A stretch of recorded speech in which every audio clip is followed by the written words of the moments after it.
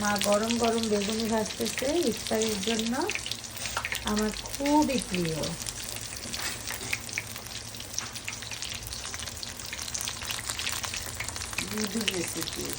আমার রেসিপি নাকি?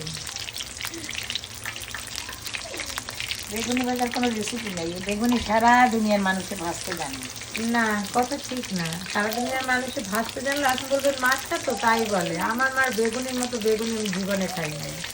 বেগুনি ফুলবে, বেগুনির মধ্যে বেগুনি থাকবে, বেগুনি মচমচা হবে। ইট ওয়াজ সো ইয়ামি। হয়ে গেল আমার মায়ের গরম গরম মচমচা বেগুনি।